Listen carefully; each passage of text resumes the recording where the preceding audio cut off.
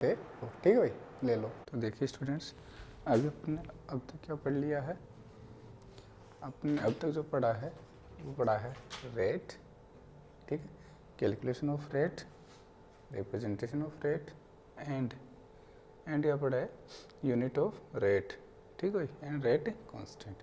ये अपना यहाँ तक ख़त्म हो गया था। अब आप हेडिंग डालोगे।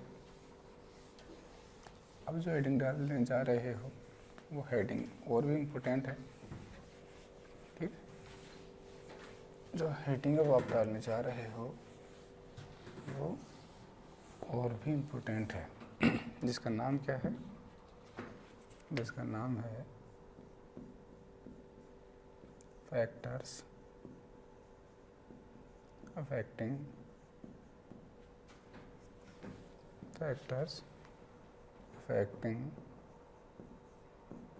rate of reaction, factors affecting rate of reaction। Important भाई, यूनिवर्सिटी के एग्ज़ाम में तो आना ही आना है, आ सकता है, ध्यान रखना भाई, ठीक है। समझो, पहले एक बार अपन क्या करते हैं, जितने भी होते हैं फैक्टर्स उनका नाम लिख लेते हैं, उसके बाद में क्या करेंगे, एक एक को अपन अच्छे से समझ लेंगे, ठीक है।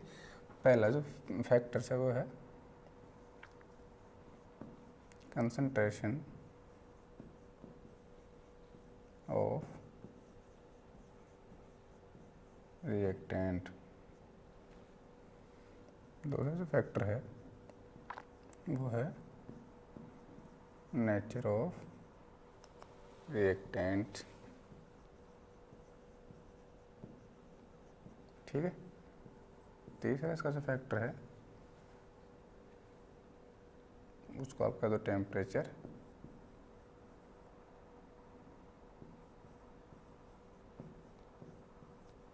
ये इम्पोर्टेंट भी है भाई। चौथा फैक्टर कह दो सरफेस एरिया,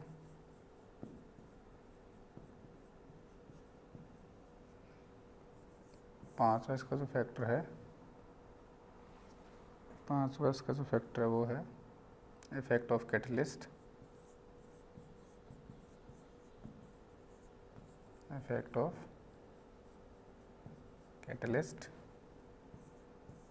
छठवा मान लो आप इफेक्ट ऑफ प्रेशर, ठीक है। सातवा इफेक्ट ऑफ लाइट और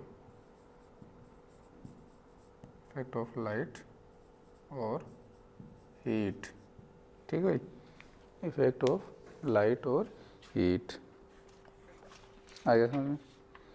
ये अपने को, और एक और है आठवां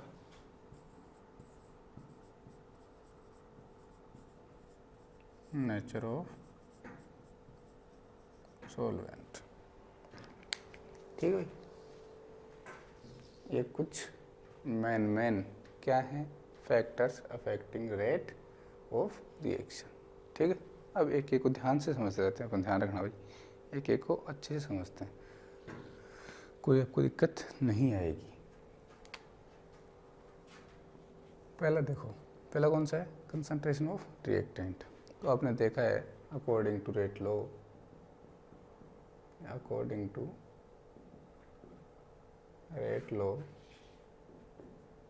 क्या होती है, जो रेट होती है वो डायरेक्टली प्रोपोर्शनल होती है किसके, कंसंट्रेशन ऑफ रिएक्टेंट के होती है क्या।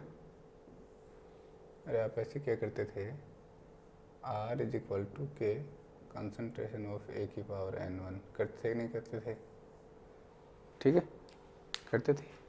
तो आप यहाँ क्या लिखोगे, concentration of reactant increases, rate of reaction increases, क्या कहोगे इसमें, दैट मीन्स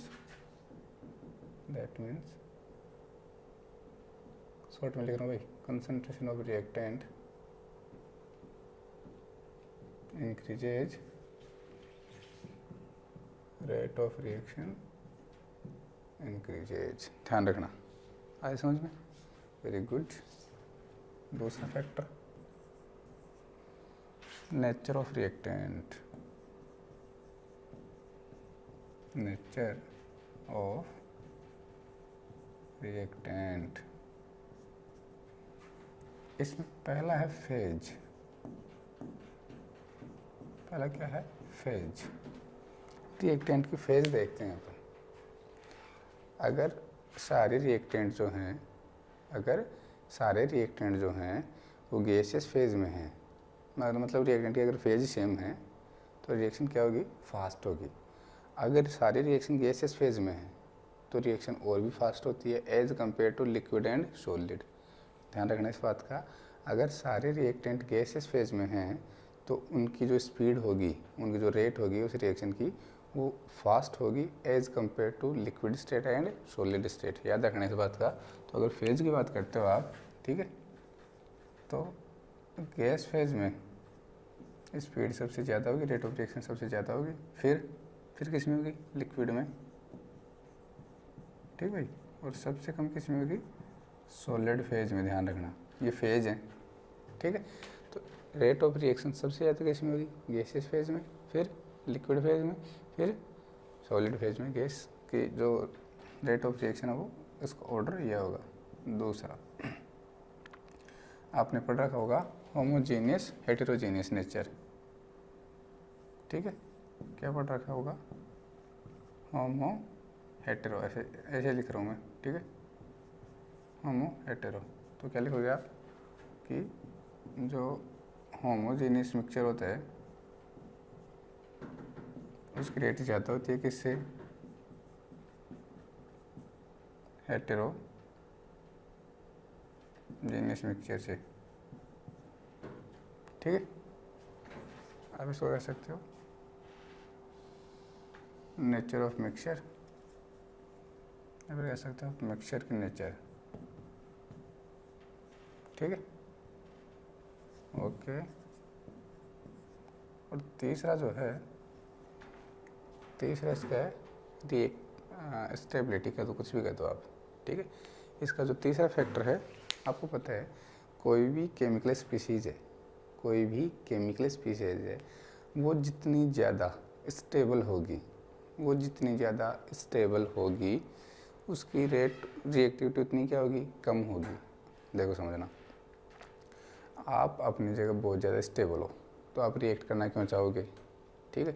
जो स्पीसीज अनस्टेबल होती है वो रिएक्शन करना चाहती है, ध्यान रखना। तो जितनी ज़्यादा स्टेबिलिटी अगर इंक्रीज होती है, ध्यान रखना, स्टेबिलिटी अगर इंक्रीज होती है तो रिएक्टिविटी डिक्रीज होती है। अगर रिएक्टिविटी डिक्रीज हो जाएगी तो आपके रेट ऑफ रिएक्शन भी क्या हो जाएगी? डिक्रीज हो जाएगी। रेट ऑफ रिएक्शन भी क्या हो जाएगी? डिक्रीज हो जाएगी, ठीक है। तो आप कह सकते हो जो रिएक्टिविटी होती है वो इन्वर्सली प्रोपोर्शनल होती है किसके? केमिकल स्टेबिलिटी के, ठीक है भाई, किसके? केमिकल स्टेबिलिटी के। तो आप तीसरा जो लिखोगे, तीसरा जो आप लिखोगे वो है आपका केमिकल नेचर, ठीक है। या फिर आप ऐसे क्या कहोगे? केमिकल स्टेबिलिटी और रिएक्टिविटी करना, ठीक है। मैं कह देता हूँ chemical reactivity, chemical reactivity inversely proportional to stability.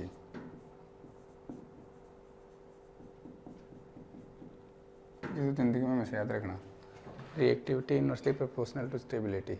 इस बात को तो आप ज़िंदगी में हमेशा याद रखना, हर जगह काम में आएगी। Reactivity inversely proportional to stability. कोई भी स्पीसीज़ है, कोई भी स्पीसीज़ है, वो जितनी ज़्यादा स्टेबल होती है उतनी ही कम क्या होती है? रिएक्टिव होती है, ठीक है। मैं यहाँ पे लिख देता हूँ, that means stability increases, stability increases होगा क्या? Reactivity decreases, reactivity decreases. So क्या होगा बताओ? जो आपकी रेट ऑफ रिएक्शन है वो ऑल्सो डिक्रीजेज हो जाएगी। रेट ऑफ रिएक्शन डिक्रीजेज, समझ में आ गया? रिएक्ट करने की टेंडेंसी नहीं कम रहेगी तो रेट ऑफ रिएक्शन फास्ट कैसे होगी? अगर रिएक्ट करने की टेंडेंसी बहुत ज़्यादा है तो रेट ऑफ रिएक्शन क्या हो जाएगी, ज़्यादा हो जाएगी, क्योंकि जल्दी से रिएक्ट कर लेगा वो। ठीक है, ध्यान रखना, कोई भी स्पीसीज़ है वो जितनी कम स्टेबल होती है उतनी ज़्यादा क्या होती है, रिएक्टिव होती है। कोई भी केमिकल स्पीसीज जितनी कम स्टेबल होती है उतनी क्या होती है, रिएक्टिव होती है। ध्यान रखना इस बात का। ओके, तो ये दो जो थे फैक्टर्स अफेक्टिंग वो कंप्लीट हो गए। Third effect of temperature. ठीक है, टेम्परेचर का इफेक्ट आपको देखना है।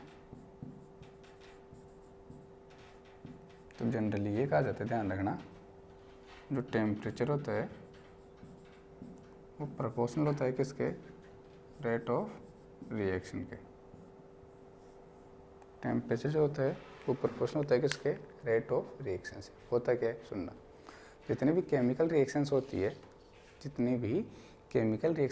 है उनमें जो रिएक्टेंट मॉलिक्यूल होते हैं, ठीक है, रिएक्टेंट मॉलिक्यूल्स प्रोडक्ट फॉर्म करने से पहले उनके बीच में कोलाइड्स होते हैं। ध्यान रखना, क्या होता है, जितनी भी केमिकल रिएक्शंस होती है उनमें क्या होता है, उनमें रिएक्टेंट के मॉलिक्यूल्स होते हैं उनके बीच में कोलिजन्स होती है। कोलिजन्स मतलब ना टक्करें होती है।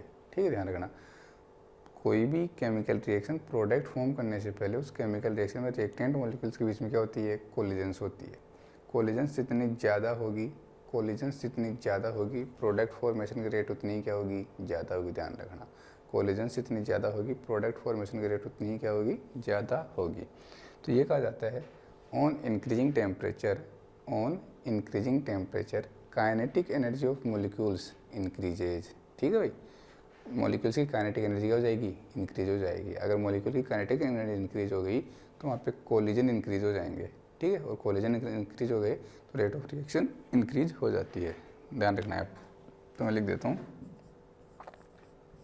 ऑन इंक्रीजिंग टेम्परेचर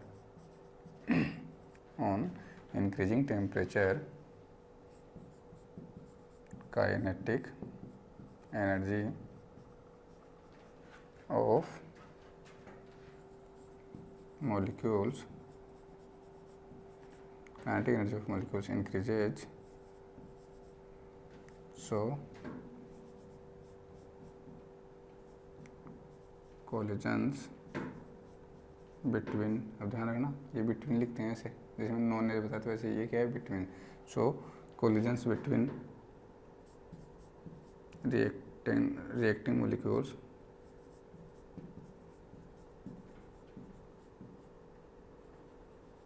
increases, ठीक है, increases, so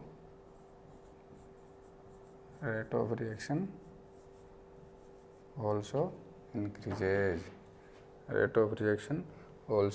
increases, ठीक है भाई, वेरी गुड।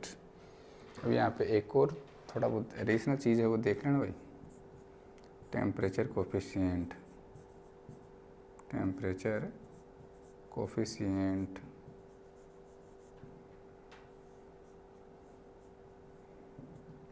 वैसे यहाँ भी बता रहा हूँ, आगे फिर से बता देंगे अपन जब इफेक्ट ऑफ टेम्परेचर और रेट ऑफ रिएक्शन देखेंगे, वहाँ दोबारा से बता दूंगा मैं। ठीक है, टेम्परेचर कोफिशिएंट क्या होता है, तो ये कहा जाता है अगर किसी रिएक्शन का टेम्परेचर, ध्यान रखना, अगर किसी रिएक्शन का टेम्परेचर अपन 10 डिग्री सेंटीग्रेड से इंक्रीज कर देते हैं, अगर किसी रिएक्शन का टेम्परेचर 10 डिग्री सेंटीग्रेड से इंक्रीज कर दिया जाता है तो उस रिएक्शन का जो रेट है वो 2 to 3 टाइम क्या हो जाता है, इंक्रीज हो जाता है। 2 to 3 टाइम क्या हो जाता है, इंक्रीज हो जाता है। ठीक है, तो आप लिख लेना यहाँ पे, when we increase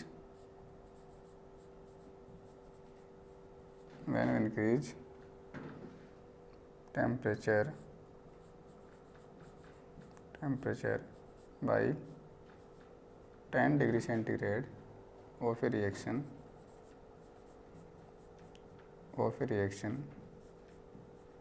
then the rate of reaction increases, then rate of reaction increases 2 to 3 times, 2 to 3 times. This is called temperature coefficient. ठीक है, आप आगे लिखोगे इसमें late rate constant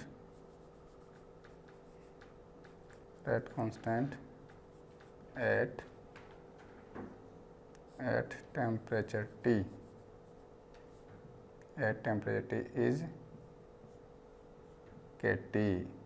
is KT and after increasing temperature by 10 degrees centigrade, the rate constant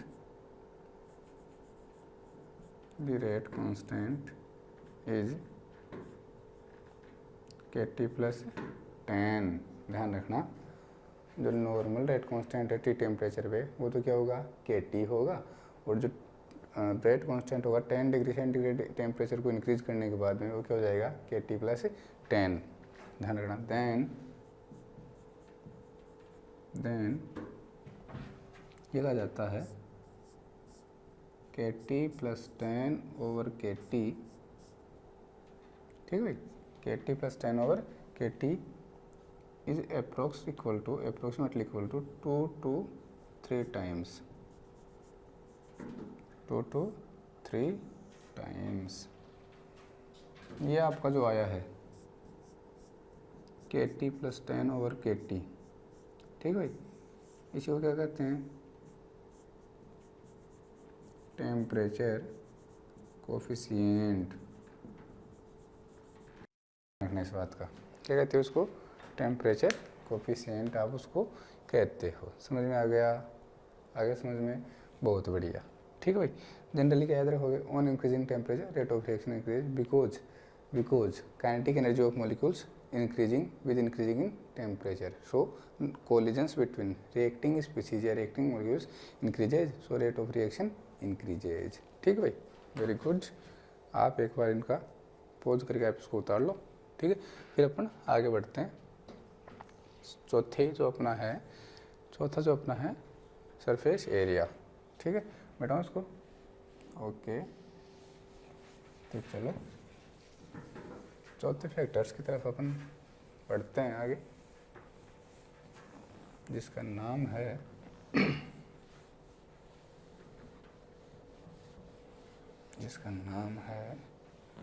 surface area. जो चौथा अपना factors है इसका नाम क्या है, सरफेस एरिया। ठीक भाई, तो ये कहा जाता है सरफेस एरिया होता है वो डायरेक्टली प्रोपोर्शनल होता है किसके, रेट ऑफ रिएक्शन के। ठीक है, सरफेस एरिया जो होता है वो डायरेक्टली प्रोपोर्शनल होता है किसके, रेट ऑफ रिएक्शन के। समझ गए कब आप? तो सरफेस एरिया का मतलब देखो हमने क्या कहा कि जो रिएक्शन होती है केमिकल रिएक्शन, उसको रिएक्टेंट को प्रोडक्ट में फॉर्मेशन करने से पहले जो रिएक्टेंट्स मॉलिक्यूल होते हैं उनमें क्या होती है, कोलिजन्स होते हैं। उनमें क्या होते हैं, कोलिजन्स होते हैं। पता है इस बात का सबको?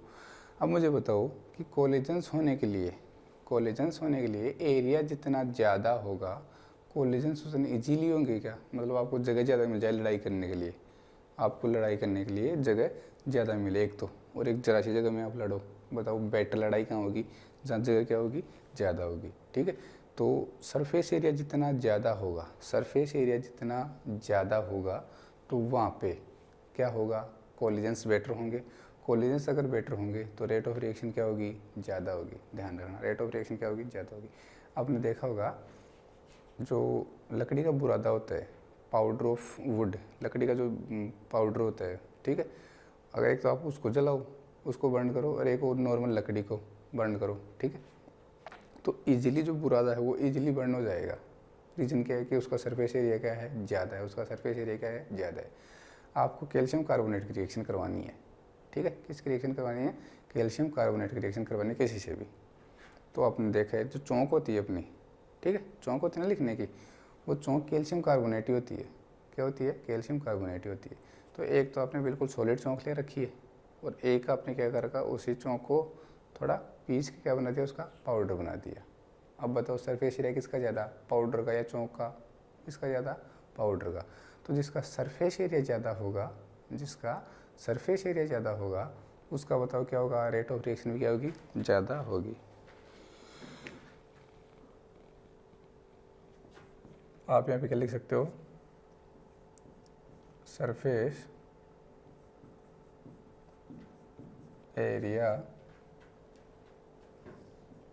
increases, rate of reaction increases because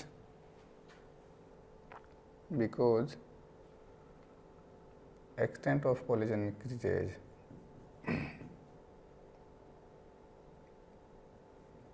Extent of collision increases, ठीक है, ये बिकॉज है, वो बिटवीन था।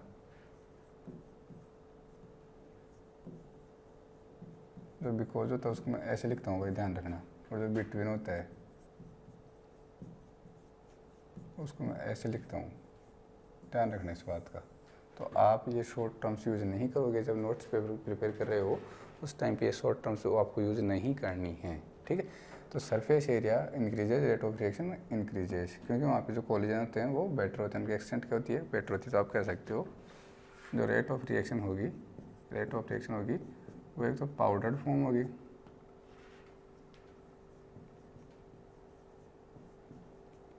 पाउडर्ड फॉर्म होगी एक तो, और एक आपकी नॉर्मल फॉर्म होगी।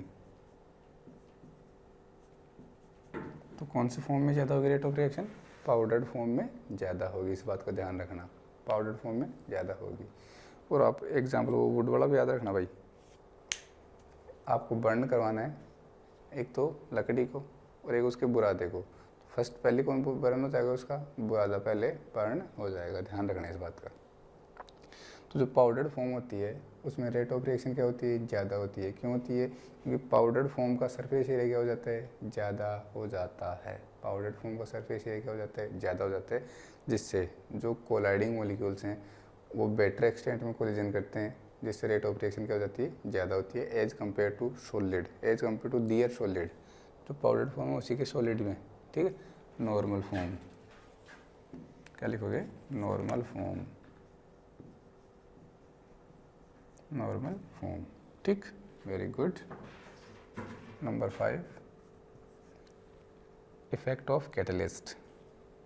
एक बार ये देख लेंगे इफेक्ट ऑफ प्रेशर, चलो कैटलिस्ट देख लेते हैं फिर। इफेक्ट ऑफ कैटलिस्ट, अब ध्यान रखना भाई, यहाँ पे ये जो कैटलिस्ट है, ठीक है, ये जो कैटलिस्ट हैं ये क्या करते हैं, सुना आपने, पता है आपको कैटलिस्ट का काम क्या है। देखो कैटलिस्ट का जो काम है, ये रिएक्शन में तो क्या करते हैं, पार्टिसिपेट करते हैं, एक्टिवली पार्टिसिपेट करते हैं, लेकिन ना तो इनकी कंसंट्रेशन में कोई चेंज आता है और ना ये रिएक्शन की कंसंट्रेशन में कोई चेंज करते हैं। इनको रिएक्शन कंडीशन से कोई मतलब नहीं है। जो कैटलिस्ट होते हैं इनको रिएक्शन से और रिएक्शन कंडीशन से कोई मतलब नहीं है, ना तो ये खुद की कंसंट्रेशन में चेंज करते हैं और ना ही रिएक्शन की कंसंट्रेशन में चेंज करते हैं, ध्यान रखना। इनका काम क्या है, इनका काम है catalyst provide a new path, catalyst provide a new path, और आप कह सकते हो catalyst decreases the completion time. जो कैटलिस्ट होते हैं वो जो रिएक्शन का टाइम होता है, भाई रिएक्शन अगर 10 मिनट में कंप्लीट हो रही है तो अगर आप कैटलिस्ट वहाँ पे यूज़ कर लोगे तो उसका कंप्लीशन टाइम डिक्रीज हो जाएगा, वो कम से कम 5 या 7 मिनट में कंप्लीट उसको करवा देगा, ध्यान रखना इस बात का। तो कैटलिस्ट क्या करते हैं, कैटलिस्ट जो टाइम होता है, रिएक्शन का टाइम होता है उसको तो डिक्रीज करते हैं, ठीक है, उसको तो डिक्रीज करते हैं और रेट ऑफ रिएक्शन को बढ़ा देते हैं। ऐसा ही तो होता है, जो एक पाथ होता है, ठीक है, एक नया पाथ जनरेट कर देते हैं। कैटलिस्ट क्या करते हैं, रिएक्शन के लिए एक नया पाथ प्रोवाइड करवा देते हैं। ध्यान रखना, catalyst provide a new path for a reaction. ठीक है, ध्यान रखना। तो मैं यहाँ पे एक बार लिख देता हूँ, कैटलिस्ट डिक्रीजेज, पूरा लिख देता हूँ भाई, catalyst decreases the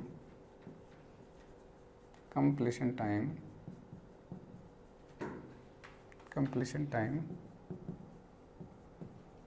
of a chemical reaction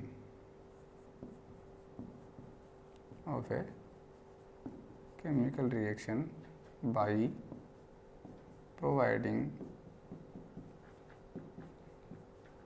providing or generating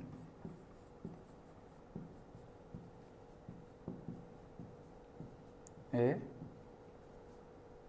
new path. देखो रे, एक एग्जांपल समझना।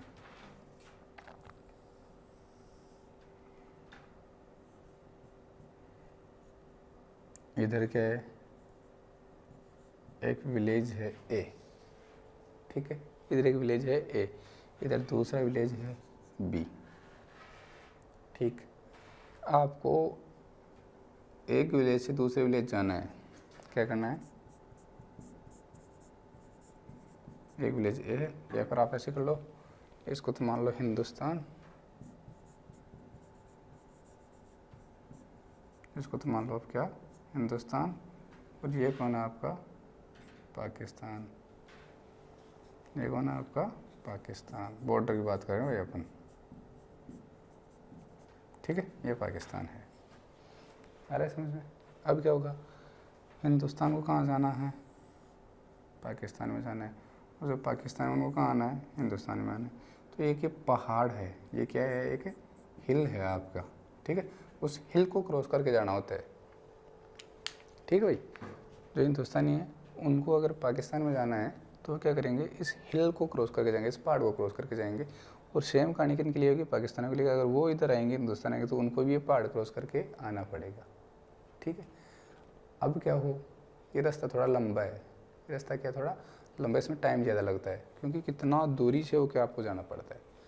अब आप में से कोई मांझी, नाम सुना है ना मांझी का, जतिन मांझी, वो कोई उत्पन्न हो जाए और वो क्या कर दे? इस पहाड़ को काट दे।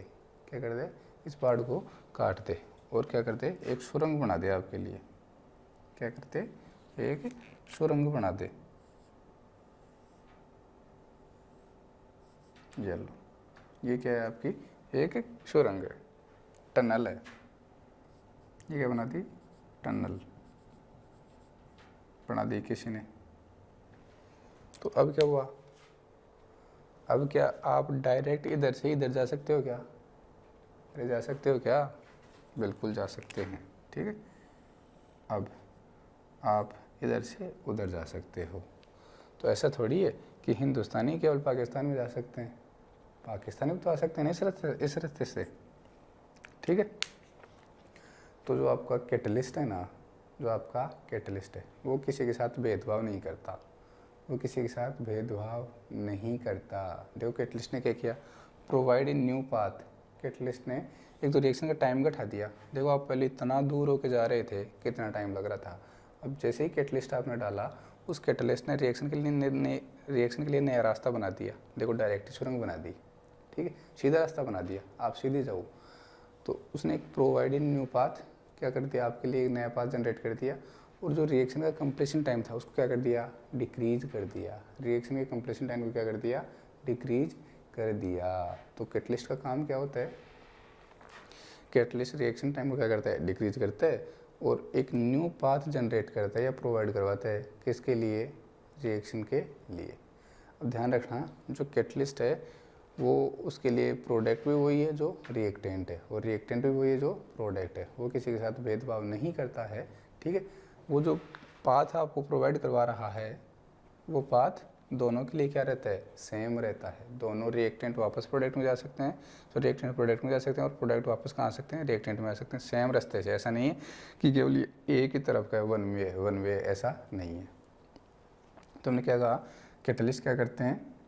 कैटलिस्ट क्या करते हैं? एक न्यू पाथ प्रोवाइड करवा देते हैं। ठीक है, इस एग्जाम्पल से आप याद रखना। अभी जो हिल है ना, हिल पहाड़, इसका मतलब है एक्टिवेशन एनर्जी। अभी मैं बता देता हूँ आपको।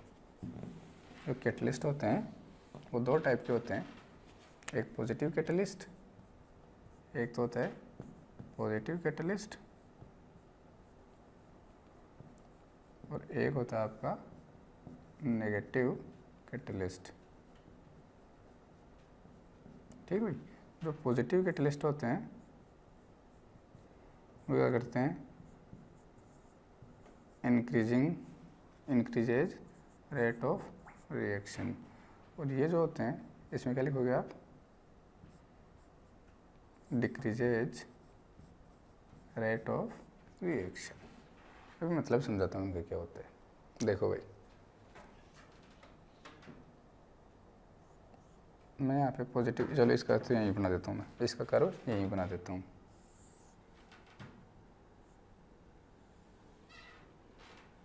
इधर तो आपने लिया progress of reaction, progress of reaction x axis पे आपने ली है।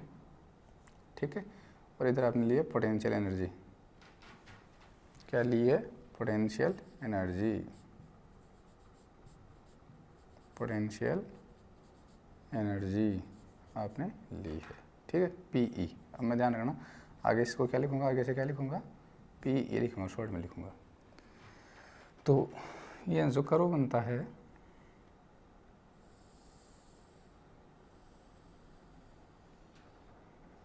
मैंने ऐसे वाला कर्व बनाया है, ध्यान रखना। ये आपके रिएक्टेंट हैं और ये आपका क्या है, प्रोडक्ट है। ये रिएक्टेंट हैं, ये क्या है, प्रोडक्ट है। ये कहा जाता है कि जो रिएक्टेंट होते हैं उनके पास सफिशिएंट एनर्जी नहीं होती कि वो रिएक्ट प्रोडक्ट में कन्वर्ट हो जाएं। ठीक है, तो रिएक्टेंट को प्रोडक्ट में कन्वर्ट होने के लिए जितनी एनर्जी की नीड होती है, जितनी एनर्जी की नीड होती है उसको क्या कहते हो आप, थ्रेशोल्ड एनर्जी। क्या कहते हो, थ्रेशोल्ड एनर्जी उसको कहते हैं। ठीक है, रिएक्टेंट को प्रोडक्ट में कन्वर्ट होने के लिए जितनी एनर्जी की रिक्वायरमेंट होती है उसको हम क्या कहते हैं, उसको हम कहते हैं थ्रेशोल्ड एनर्जी कहते हैं। अब यहाँ पे जो रिएक्टेंट होते हैं, ठीक है, यहाँ पे जो रिएक्टेंट होते हैं उनके पास सफिशिएंट एनर्जी नहीं होती है, उनके पास जो एनर्जी है वो थोड़ी कम होती है। ठीक है, उनके पास जो एनर्जी होती है वो थ्रेशोल्ड एनर्जी से क्या होती है, कम होती है। तो हम क्या करते हैं, अगर हमें उन रिएक्टेंट को प्रोडक्ट में कन्वर्ट करवाना है तो कुछ एक्स्ट्रा अमाउंट में एनर्जी देनी पड़ेगी, कुछ एक्स्ट्रा अमाउंट में एनर्जी देनी पड़ेगी। उस एक्स्ट्रा अमाउंट में जो एनर्जी दी जा रही है रिएक्शन को कंप्लीट होने के लिए उसको कहते हैं एक्टिवेशन एनर्जी। ठीक है भाई, तो देखो ये रिएक्टेंट्स मॉलिक्यूल हैं और इनको प्रोडक्ट फॉर्मेशन के लिए क्या चाहिए, इतनी एनर्जी चाहिए। ध्यान रखना भाई, कोई ज़रूरी नहीं है, प्रोडक्ट की एनर्जी कम भी हो सकती है और ज़्यादा भी हो सकती है, उससे कोई आपको मतलब नहीं है, ध्यान रखना। लेकिन मैं तो ये बता रहा हूँ कि रिएक्टेंट मॉलिक्यूल के पास, रिएक्टेंट मॉलिक्यूल को इतनी एनर्जी क्या चाहिए, एक्स्ट्रा चाहिए। और ये जो एनर्जी है ये तो रिक्वायर एनर्जी थी कि कोई भी रिएक्शन होती है उसको देखो जीरो से लेके प्रोडक्ट में जाने के लिए इतनी एनर्जी को, इतनी एनर्जी तो उसके पास होनी चाहिए, क्योंकि रिएक्टेंट मॉलिक्यूल इधर से ही तो क्रॉस होकर उधर जाएंगे। ठीक है ना, ये मैक्सिमम एनर्जी हो गई। देखो अब तो एनर्जी फिर डिक्रीज होने लग जाती है। ठीक है ना, तो होता क्या है कि रिएक्टेंट मॉलिक्यूल को प्रोडक्ट में कन्वर्ट करने के लिए जितनी एनर्जी की रिक्वायरमेंट होती है उस एनर्जी क्या कहते हो आप, थ्रेशोल्ड एनर्जी। क्या कहते हो उसको, थ्रेशोल्ड एनर्जी, थ्रेशोल्ड एनर्जी। और ये जो एनर्जी है जो एक्चुअल रिक्वायरमेंट होती है कि जो रिएक्टिंग स्पीसीज होती है, रिएक्टिंग मॉलिक्यूल होते हैं, जो रिएक्टेंट मॉलिक्यूल होते हैं उनके पास जो रिक्वायर एनर्जी होती है टोटल थ्रेशोल्ड एनर्जी के इक्वल होती है, उतनी एनर्जी नहीं होती, इससे थोड़ी सी कम एनर्जी होती है। इस एनर्जी से थोड़ी सी देखो, अगर यहाँ तक